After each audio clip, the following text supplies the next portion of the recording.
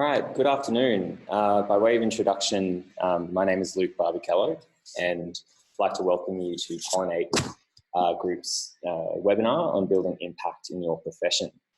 I'm Pollinate's Partnerships and Programs Manager, and over the next half an hour, we'll be having a 20-minute discussion with our two speakers who are fellowship alumni with Pollinate Energy, followed by approximately 10 or so minutes of questions from you, our lovely audience. It's really great to have you with us today, and obviously we greatly respect your time, so we'll be hoping to stick to the time limit that we set of half an hour. So if you are interested in asking a question towards the end of the webinar, in the bottom of your screen there's a button where you can type your question. We'll receive it and then we'll look to answer it at the end of the call. Please also note that we're going to be recording this webinar, and so it'll be available online after the conclusion, and we'll send that all to you. And if you have any questions that we're unable to get to in the course of this webinar, I will be sending those questions answered also out to the group with that webinar recording. And the last bit of housekeeping is if the webinar freezes for some reason, please be patient. Rejoin using the same link that you received when you registered for the webinar, and you'll be able to rejoin hopefully. If not, there's always the recording. Okay, so that is the more housekeeping things out of the way. And it's really great to have so many people online ready to meet our wonderful panelists. And it's now my pleasure to introduce you to them. So today we're joined by two Pollinate program alumni. The first that I'll introduce is Nahila and Lana. She is a graduate engineer with Arup. So she joined Pollinate Group in Bangalore on a professional fellowship in 2018. She's currently building a grassroots campaign as a curly hair influencer and wants others to embrace their curls through self-acceptance and self-confidence. And also with us from Worley, a project engineer, is Lana Dzananovic. She is a past fellow from Lucknow, and she was on a professional fellowship in September of 2018. She's an aspiring Australian Ninja Warrior champion. So not only is she an agile thinker, she's an agile mover. So, without further ado, I'm going to jump straight into the questions that we have for our panelists. The first and probably the easiest one for us to begin with is what actually motivated you to join a Pollinate Group program? And we might start with you, Nahila. Sure. So for me, it was about trying to find ways to learn more about social business. Because my parents are from Bangladesh, I've learned a little bit about the work that Muhammad Yunus has done with Grameen Bank, and it was super inspirational. And seeing Pollinate have such a similar business model for positive social impact was really inspirational, and I just wanted to learn more, so I signed up. Awesome. And, you know, Pollinate's co-founders were also going to be inspired by Muhammad Yunus's work in Bangladesh, and that certainly formed our model to a great degree. Lana, what motivated you to join us?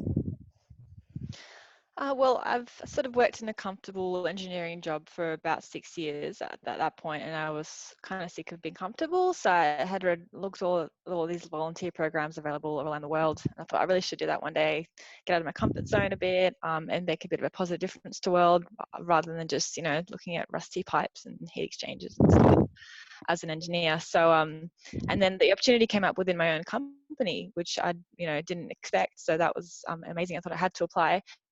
And it had the added bonus of, for me, of the environmental climate side of it, with the, you know, bringing people out of poverty using renewable energy, and I guess skipping the sort of fossil fuel energy side was really attractive to me.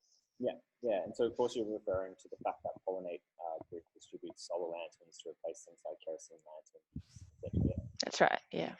Wonderful. So let's hear a bit about what you both were doing on the fellowship during your time with Pollinate. So I guess, what did you work on while you were in India, and what was like one of the main things that you got out of that experience? Lana, do you first? Yeah, sure. So my honeycomb, which is the project that I worked on, was looking at the cook stoves, the clean cook stoves and water filters. So these are some of the products that weren't selling as well as the solar lights, because the benefit wasn't as, I guess, tangible and visible. So they were having sort of trouble selling the water filters because people weren't really seeing immediate benefits because the water looked clear, even though it really wasn't clean. So kind of communicating that side of things to them was to people who had obviously the language barrier was quite hard. So that was really interesting. And then at now location Lucknow was the most successful location with selling the cook stoves, the clean cook stoves, which basically reduce the smoke inside the house and are much better for health and for obviously emissions as well. So we made a video and some educational material to help the pollinators or salespeople in other locations sell more cook stoves, and sort of we had a kind of training session with them, so that was really cool. I guess the one of the best thing I got out of it was, I guess, the experience of, taking myself out of my comfort zone, doing something that I never would normally do in my day-to-day life. I met a bunch of like-minded people. I don't think I've ever been in a room with so many like-minded people before, and it was really refreshing, and I met a lot of new friends.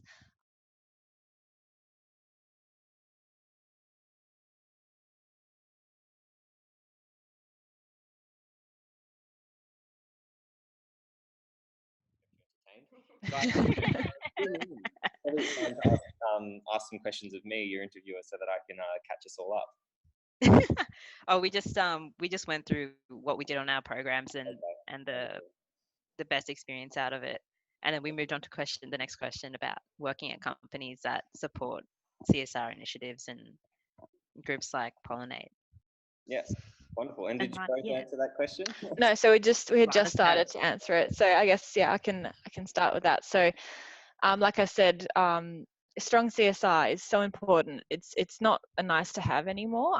It's big companies really have, it's part of having a social license to operate, need to be making a positive contribution to the communities in which they operate. So it's definitely it's also, it's good for the company because the people get this amazing experience to build their career and build their personal enrichment as well as career enrichment. And obviously it's good for Pollinate because you get the skilled volunteering aspect of it. So I guess it's really sustainable because it's benefit to both parties. For sure.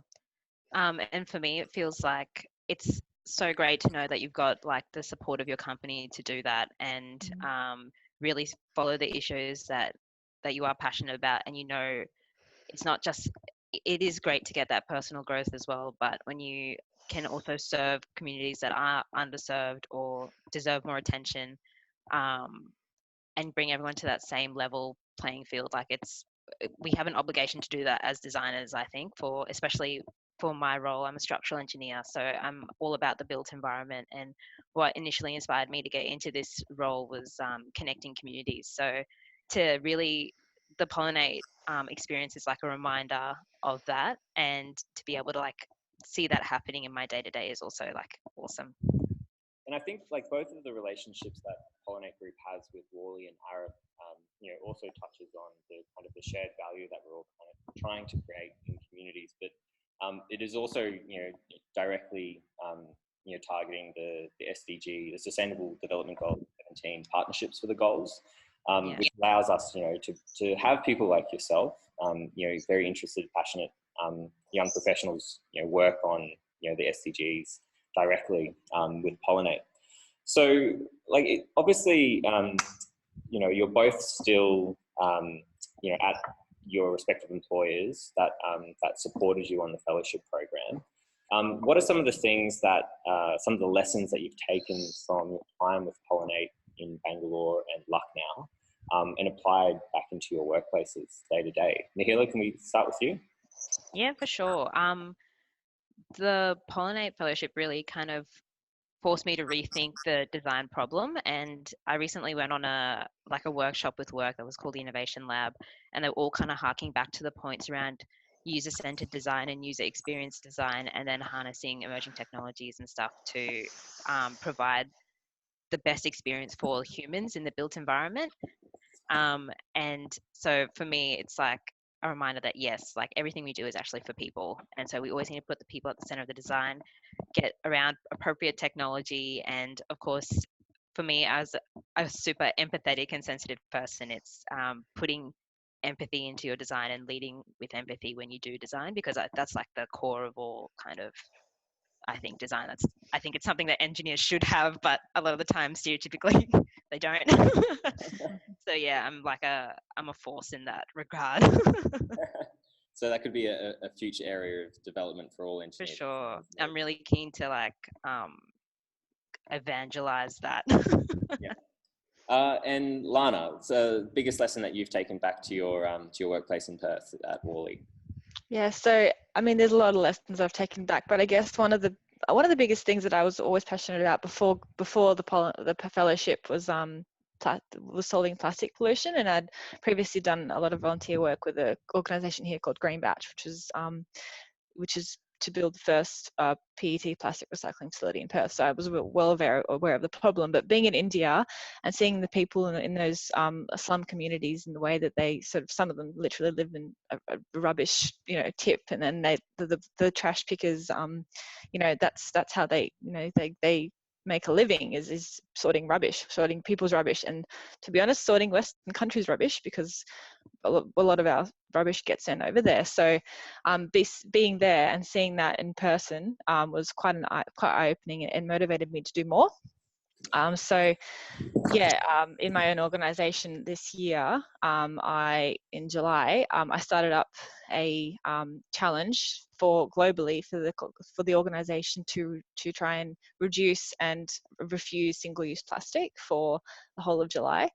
And I got I think every continent except for Antarctica, which we don't have, so couldn't have got anyone there, but a few cities in every continent involved in that challenge. I think it was about 20 officers altogether.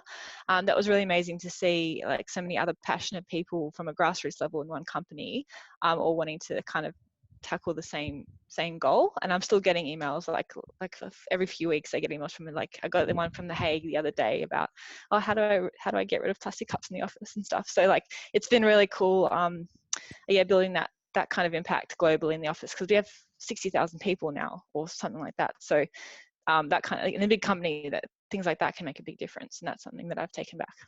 Yeah.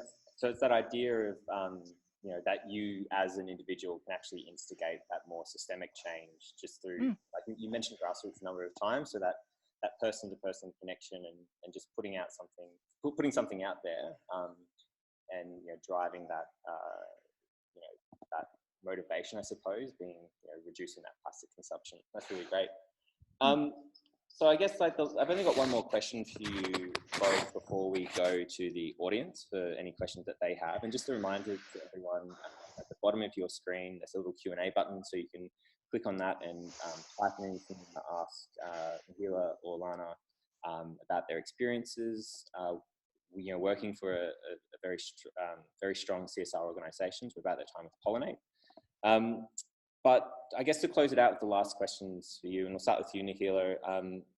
What are you doing differently now, both at work or in your personal life, that you feel is influenced by your experience working with Pollinate in Bangalore?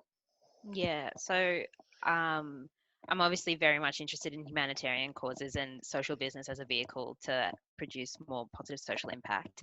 And so since I came back to work, I've been really involved with a lot of campaigns and stuff around, especially the Rohingya refugee crisis in Bangladesh. Arup was partnered with 3 charity organizations, and like a global campaign to raise money for that, and support like the work that Arup is doing in partnership with them. And I'm also like a massive cheerleader for Pollinating the office. So everything I do is like to raise the profile and help create more opportunities for Arupians to experience Pollinate and experience that growth and see the positive social impact that you can have with working with organizations like Pollinate. And I've even been to Auckland to present, but that was forced, but I was happy to do it. And and since then I've also become the Queensland Community Engagement Chair. So community engagement is what Arup calls their corporate social responsibility. but the engagement kind of aspect of it is trying to get a bit more shared value with all the stakeholders, including ourselves. And I'd be really looking to move into that a bit more and get away from just doing fundraisers and stuff like that. So yeah, like the amazing work that Lana does, I'd love to create a bit more shared value through our community engagement work. And it's really exciting because we've got offices up in Cairns and Townsville as well, and I think they could have a really huge impact, especially for rural communities and Indigenous communities. So I'm really excited for the next year and seeing kind of how it all pans out. Yeah, that's amazing, and especially with those northern offices in Queensland, as there are kind of increased incidences of natural hazards, it's really important to have engineering firms like Arup at the forefront of that resiliency. Yeah. Lana, just to close out, lucky last on the Pollinate side of questions before we go to the audience. Your time in Lucknow, how has that influenced your kind of day-to-day life at work, but also in the kind of the other issues that you're concerned with? Yeah, so like I said, I've sort of been concerned about, like the environmental side of what Pollinate does for a while now, but going to Lucknow and seeing how it affects those people and then the community there sort of made me more motivated to do something about it. I think this year I've been much more active around obviously the pollution issue and also around the energy transition. So Worley's actually been doing a lot of stuff this year in the energy transition and helping our clients kind of transition to like decarbonize technologies and reduce the effects of climate change. I actually went last week to the Clean Energy Forum, which is a day-long forum in Perth, which is amazing. So I've been sort of more, I guess, vocal around what I want to do and how what I want to do in the company. And yeah, so I guess another thing that I got from out of Lucknow was we met a family from Australia called the Delaney's who are living in slum communities, and they wrote a book called Low Carbon and Loving It, and I met them and read that book. I got a signed copy from them in Lucknow, and I've made a lot of changes to my lifestyle personally and encouraged people around me to do the same. I've sort of stopped driving a car. I've sort of cycled everywhere. I've stopped eating meat. So yeah, I think I guess I've been more motivated to fight climate change since the Pollinate Fellowship. Yeah, wonderful. And I think one of the common barriers that people are facing in the whole kind of climate emergency that we find ourselves in is eco-anxiety and this kind of what do we do next? How do we solve this? And there's a really interesting movement coming out of Canada, but other parts of the world where the solution for eco-anxiety is actually climate action. So it's really great that from that experience with Pollinate, it's helped you kind of start to expand your sphere of influence towards doing that driving behaviour change in where it's easiest to start, and that's with your friends and your families and your workplaces. So look, thank you both so much for for answering those questions that I had, but also for holding down the fort while Australia's lovely internet infrastructure succumbed to pressure. We've got some questions from the audience here. We've got one, I think, from a fellow Arupian, actually. How do you change the BAU on your projects to consider social value? And have you had any wins, or is there more work to be done?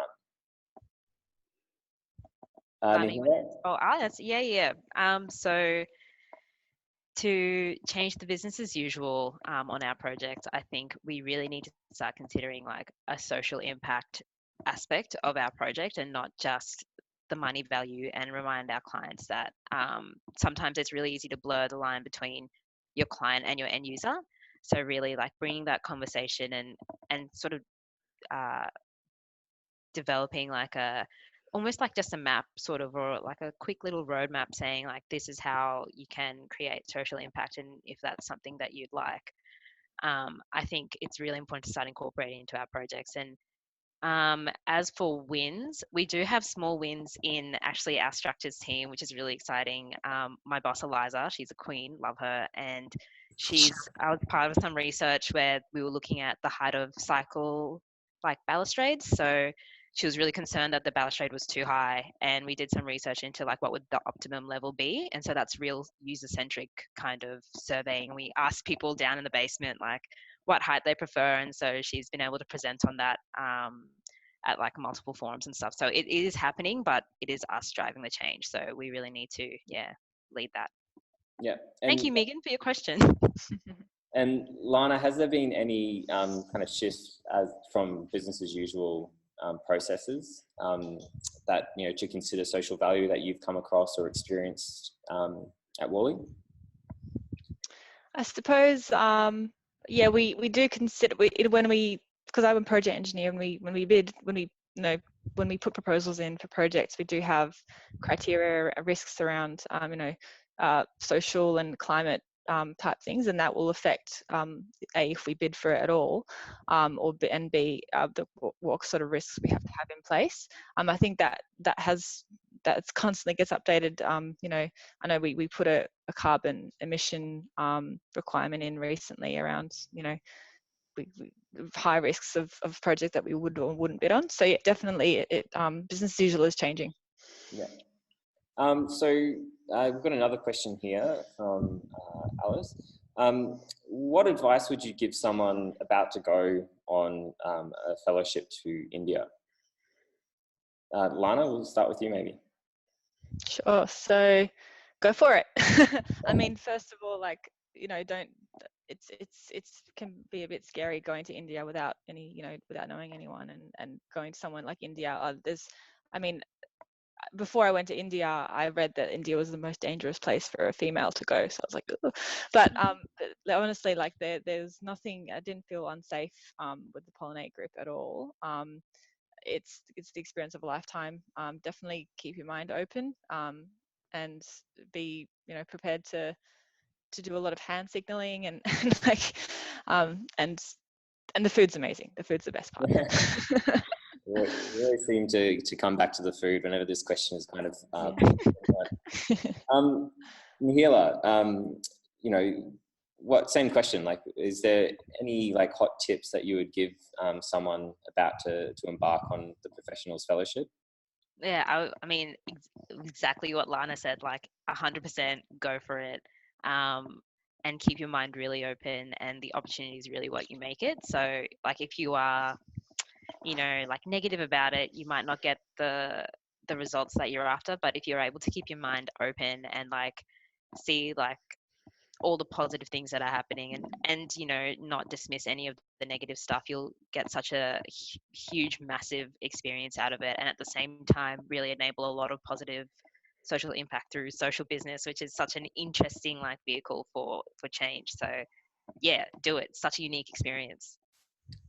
Awesome. And then we've got another question, and this will probably be the last one because I'm determined to stick to the 30 minutes. Has your experience with Pollinate on, obviously the fellowship program it's got a number of kind of outputs. One of them is, a high degree of technical skills that Pollinate is able to get on the ground working on our most pressing challenges. But another major output is the personal and professional development journey that all of the participants go on. Has this prompted you to do any further professional development, since the program, or is there anything that you're doing or sought out to do to continue that journey? Nahila, we'll go with you and then we'll close out with Lana. Sure. Actually, recently, because Arup has pledged to align with the UN SDGs, we had an internal UN Sustainability Development Goal kind of incubator, and we were really forced to think about the problem rather than the solution. And I think as engineers or designers or problem solvers, you're always jumping straight to a solution and working backwards and being this is how it answers these problems. But I think Pollinate does this really well, which is opening up the question and looking at all possibilities and surveying and really getting to understand your end user, and then trying to converge. It's like the double diamond. I don't know if anyone's heard of that. We this week at this innovation lab, we were learning about it a bit more. And I think that approach definitely will be so useful for future projects and really engaging the community and getting that social impact as your business as usual. So definitely thinking about the SDGs more and the problem more and the end user more, rather than just the solution. Yeah, it's great to see, you know, like the SDGs now are, you know, nearly 4 or 5 years old. So it's great to see that momentum starting to come. Oh yeah, 2030 is not that far away. Yeah. There's a lot of work to do. 10 years, 2 months. Lana, to close this out before I wrap the call, have there been any further kind of development actions that you've taken since the program? Personally, you mean? Yeah. I guess, I mean, I've done any courses or anything, but I felt like, I guess this year, since my program, I moved from being a mechanical engineer to a project engineer, because I think part of that was kind of my personality. The technical stuff was just kind of, it doesn't really suit me as much, I think, but part of it, I think, being a project engineer, you get to make more influence, I think, and you get to, I guess, have, I mean, I don't sound like a control freak, but you do get to sort of influence things more.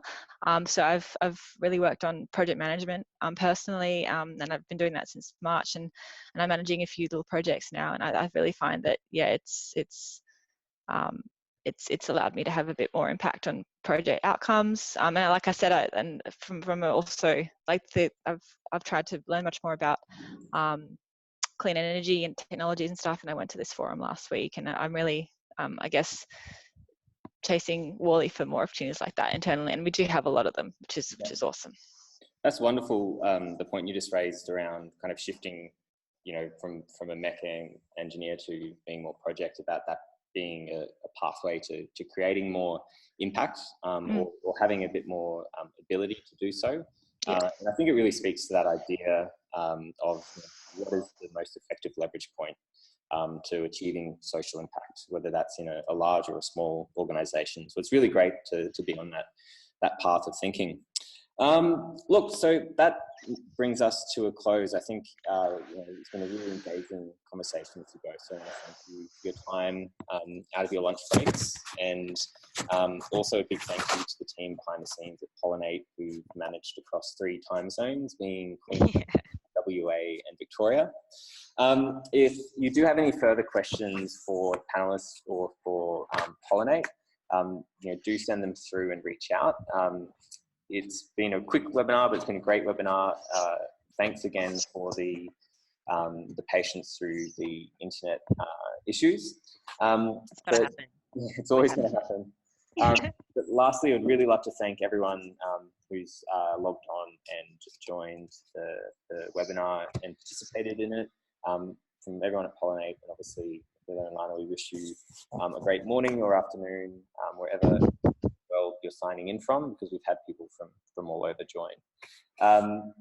That's all. We'll be sending you all an email with the recording link in the coming week, and look forward to hearing any feedback on the process or the webinar. All right, thank you everyone.